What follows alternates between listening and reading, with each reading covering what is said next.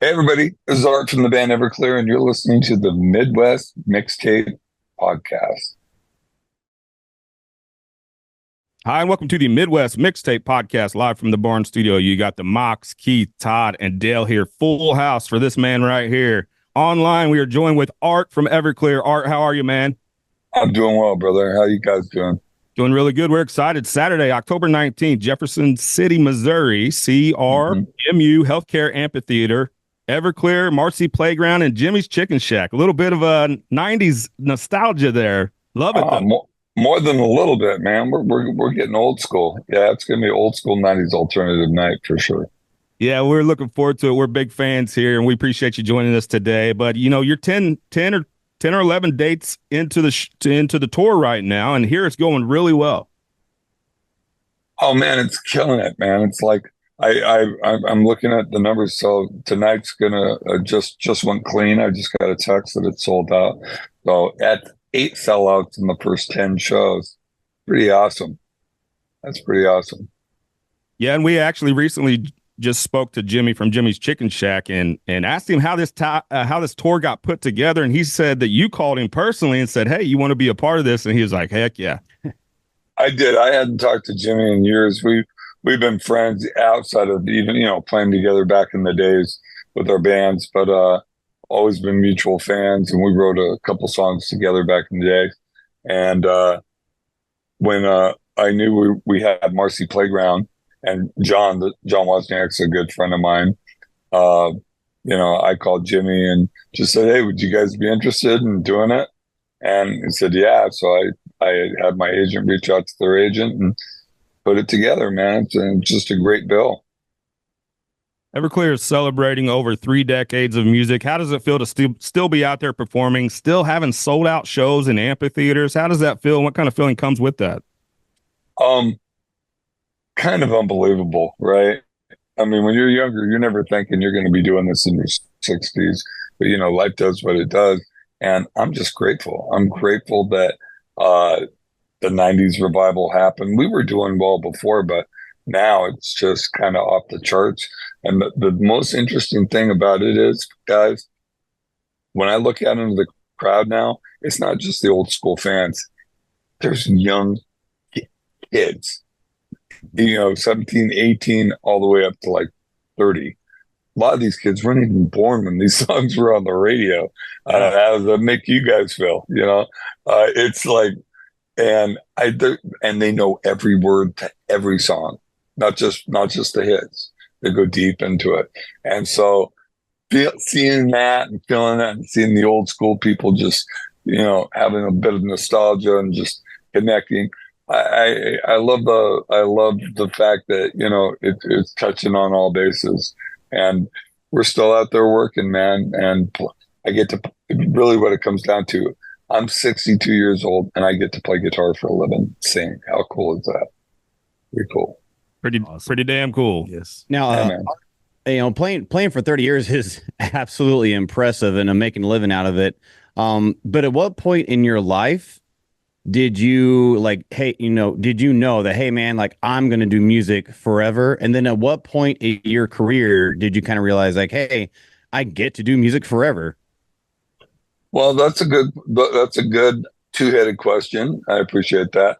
To be honest with you, the first part of it, when I was 4 years old, 1966, my mom had put me to bed, but I hadn't fallen asleep yet, and I heard the sound on the TV, and I went out and hid behind the couch, like I do a lot of times, and watch. And it was the Beatles on Ed Sullivan. Not the first time, the third time, the last time they played, and it just connected with something in me. I still remember that feeling, and I just ran to the TV and just started dancing around in my underwear, you know. And my siblings, my brothers and sisters, and my mom and dad were laughing. And to be honest with you, from that point on, I didn't think about being president, didn't think about being a policeman or a fireman. Other kids would say that. I'd be like, I want to play rock and roll. I never said rock star. I want to play rock and roll for a living. And that was my dream growing up, was I have a house.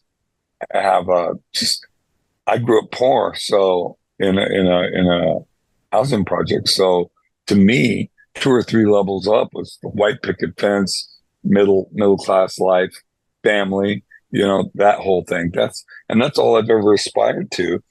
And though we've been bigger and smaller at different times, uh, you know, uh, and had more money and less money at different times in my career, I'm in a place right now where I make really good money. All my guys make money. Um, I have a nice house, not a huge house. I've had bigger houses. It's a nice house in a nice area, and I have a wonderful family, wonderful friends. Dude, I'm blessed. And and so your second part of the question is, when did I figure out that was going to be the deal? I remember in 2000, um, I went to go get a tattoo, a really big tattoo on my arm, and I'm like, you know what? I'm probably never going to have to work a real job and have to worry about tattoos anymore. So that was the instigation of just like, now I'm sleeved and I've got tattoos over probably a good third of my body, if not more. And it was just from that idea that I'm not going to have to work an office job ever again, or, dig a ditch.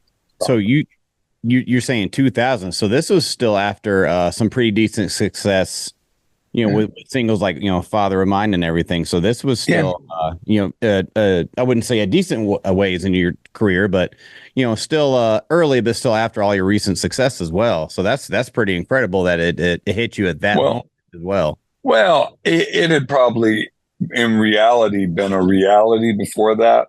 But like I said, I grew up poor, and my mom was born, before, and grew up in the Depression. So I've always had that mentality of like, don't count your chickens before they hatch, man. Live well, but not gratuitously stupid, and always be prepared. So, I always less is more, man. I don't live fancy, you know. I Some other people do, but I don't take the most important thing is because of my sobriety, and even at that time I had been sober 11 years. I don't take things for granted. I'm grateful for what I got, and I don't take anything for granted. I think that's one of the most interesting things about, your sober journey or your sobriety is you hear a lot of times people become a rock star and they're living that music lifestyle and that rock and roll lifestyle. You actually got sober before things took off for you. Yeah, it wouldn't have happened. I was too violent of an alcoholic, too violent of a drug addict. There's no way I would have had the success if I was using. I'd be dead. I'm not even. I don't trip on that at all. I know exactly I would be dead. Some people can pull it off. Yeah, not me. The clarity that comes with sobriety, and especially the time that you guys have hit off and really caught the popularity in the early and mid 90s. Yeah, that probably couldn't have happened if you're struggling with addiction, right? Absolutely. It was more mid to late 90s, but late 80s, early 90s, I was in other bands working up to it. We got signed in 94. We hit in 95, 96. So more mid to late 90s. But you're right, that clarity that comes with it. And it has a lot to do even with my addictive personality, which is fierce. I mean, I got holes in me that I just want to fill up with everything. And by working a program, I'm not one of those guys that can just white knuckle it. That's what we call people who, don't drink, but, don't go to meetings and don't work a program. And a lot of people are not alcoholics, they're problem drinkers, and they don't need the program. I am an old school blackout alcoholic. I'm not going to have a couple of wine spritzers, right? That's not going to happen. If I had a beer 2 hours later, I'm looking for a speedball, dude. And that's not there's no joke there. Don't trip on that at all. I'm looking for the real stuff. And I am just grateful that I wasn't not still using or in that mindset with fentanyl available and all those drugs, all those cheap drugs that are just killing people left and right, just knocking them off. Even sober brothers of mine, man, have been in it. I know a guy who had 28 years of really good working sobriety, slipped up, had a drink, 3 days later died from fentanyl. Oh, wow. Yeah, man. Kids, grandkids, sucks. Yeah. Just sucks. That's just I think that's really inspirational. I think that's huge. It's definitely something to be proud of. And that's awesome. But I'm gonna shift gears a little bit. Just how does it finally feel to have Songs from an American Movie, Volume 1 released on vinyl after all these years? That's a really great question. Thanks for bringing it back home, brother. Well, as you probably know this, right? I like your little juxtaposition segue, just kind of nudge it. That's all good and all. That whole sobriety and saving your life thing's cool. But let's talk about something important like the yellow vinyl. No, I definitely think that's super important, and it's awesome because one, if you didn't do it, we wouldn't be here right now either. Sure. You know, just talking. And we wouldn't have. No, I'm just teasing. I'm just teasing you. I'm just teasing you. But I don't want that to get lost because that's huge. I think that's something, it's amazing. It is. It is. I mean, when I signed to Capitol in '94, we were in the middle of a bidding war, and I basically sent an email, a fax. That's how we did it. There's no email, no texting. I can send a fax out to everybody and from my management office and said, look, I want this much money. I want this many firm records. I want this much tour support. I want this much marketing split. I want this much mechanicals, that when it hits a certain sales thing, it turns into this and blah, blah, blah. And that was very specific. And everyone's like, wow. This kid knows his business. Okay, that's cool. And then I sent out another addendum that said, oh, yeah, by the way, I want total creative control on everything. And I put everything really big, everything to do with the brand Everclear or Art Alexakis. And I produced my own records. And of the 28 labels that had made offers, 2/3 of them just gone, just gone. And I was left with like 7 or 8 labels, and I picked Capitol and basically dictated to them. So, long story short, in the contract, they said, you got to put out vinyl. It's a vanity thing, I know, because vinyl did not sell at the time, but you got to put out vinyl to my specifications, minimum 500 copies. And they agreed to it. So World of Noise reissue came out, clear vinyl, they did it. Sparkle and Fade came out. They did green vinyl with a red vinyl single insert. Awesome. And Afterglow came out. They did blue vinyl. That's what I wanted to do. And I'm like, cool, man. So when Songs from American Movie came out, and I'm like, okay, so I'm going to send the artwork for the album. And they're like, we're not going to do that. You need to talk to the label president. And I call the label president. I'm like, dude, it's in the contract. He goes, no, we're not doing that. I go, it's in the contract. You have to do it. He goes, really? Sue me. I've got $2.5 million of your money in the pipeline. Sue me. I go, officially you're a dick. And he goes, no, I know. That's my job. Sometimes being a dick is my job. I'm like, man. So fast forward to 2024. We knew we were going to celebrate the 25th anniversary of the making of Songs from American Movie Volume 1, Learning How to Smile. We got licensed from Capitol and Intervention Records. Shane Intervention has done our last few. He did Sparkle and Fade and So Much for the Afterglow, and did a great job with them. And it's a great job with this. Yeah, I don't know if any of you guys are vinyl guys, but this sounds great. 140 gram yellow vinyl sounds great, and it looks cool. How did you have the wherewithal to know that control and that power over your creative art really. How did you know that was important? Because you hear so many times of people signing their first record deal, especially in the 90s, that they get taken advantage of by greedy people and greedy, record labels or management or whatever it is. How were you that aware that was that was something you needed? Well, I was older at the time. I was 32 when I got signed, which is ancient back then in rock years. Looking back on it now, at 62, I was a baby, right? But at the time, I was older. Plus, I had grown up in LA in the music scene, and I'd seen a lot of bands make really bad mistakes and get screwed for it. And so, when it came my time, I had learned, right? I had learned what different things were because friends of mine who'd had contracts, I'm like, I'd read the contracts and I'd be asking questions. And even when I got signed with my lawyers, they would send these huge contracts. Short forms were 22 pages, long forms were 54 pages. It's all what they call boilerplate, right? Which is just repetitive language that basically tells what the thing is doing in a long-winded term. And I would make them explain it to me. And they go, don't worry about that. It's just blah, blah. I go, no, it don't work like that, dude. I'm paying you by the hour. You tell me exactly what every word means. Talk to me like I'm stupid because I am stupid. I don't understand that. And I'm like, I'm paying you, man. Don't give me any guff. Do your job. I'm doing my job. You do your job. And I'm still like that. I'm still kind of a hard ass. Do your job.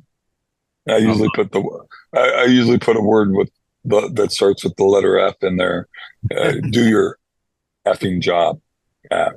How about that? Love it. Yeah, man. But that's, I was stupid in some ways. I trusted people. I trusted my managers who kind of screwed me over. I trusted, that was back in the day. I've got a great management now and great business management now, but I had, I trusted people, and it's hard when you have success. Everybody's nice to you, but are they?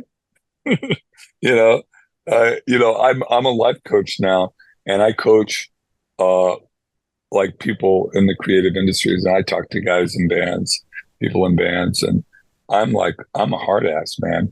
Management doesn't want to hire me because I'm like, do not sign a contract with management ever. Don't do this, don't do that, don't do this, do this. Learn from my mistakes, learn from my successes, and learn from my mistakes. Don't do that. And label people don't like that at all. Probably not. No. Art, with having pretty much all your like creative control and kind of in control of your own marketing as well, like did that really kind of more influence how you wrote your music, especially when Capitol agreed to let you kind of have that control there, and also like with your sobriety, how does that influence your writing, pre-sobriety, post-sobriety, and also with, writing everything? Do you also write the bass, the drums? Easy, dude. You're like 5 different questions here. Hold on. All right. I'll throw 30 at you, but that's what we got right now. Well, I can dig it. That's cool. So let's look at it this way. So what are we doing on time? I got a few more minutes here. So your first question is, did that change the way I wrote songs? Not at all. I've always just written music. I refuse to try to write singles because it doesn't work. It's like the analogy I use is like people who try to be funny are not funny. You're either funny or you're not. You meet people who are just naturally funny. Like I'm funny in a different way. I can't tell jokes because I'll laugh at my own jokes. Right. Yeah. That's just not me to do that. I would never do that. People who have the balls to do stand-up comedy, I'd say 1 out of 8 is really funny. But the fact that they get up there and do it anyway, it's pretty badass. But coming back to music, I write songs, and I keep writing songs till I feel like there's songs that could work at radio, and I didn't submit songs to people. That was in my contract deal as far as control went. I didn't do demos. I didn't leave it up to them. It was like my agreement was, I'm going to give you an album. You're going to put it out. But I'm not stupid or arrogant enough even then to think, and I was plenty arrogant, but I wasn't that arrogant, and to think that I could give them something and whatever it was going to work. I knew there had to be songs. When I wrote Santa Monica and we played it with the band, we're like, okay, there's something here. Same thing with I'll Buy You a New Life, Everything to Everyone, Father of Mine. Another song on that record that was our fourth single that I thought could have been a hit single, but just didn't end up being, was a song called One Hit Wonder. You know, so I wanted to give the label everything they needed. And when I turned in the record, I'd ask them, I go, do you have what you need? And every time they're like, yeah, we got what we need. We can make this work. You're giving us the tools we need. And now we're going to put our expertise and our money behind it. Because that's what a major label was, money, right? It was like, I felt like I already had a car tricked out, but I didn't have an engine. I had like a little, you know, 2-stroke engine, you know, and they put a big old V8 in there, with rocket fuel. And that's what made it work.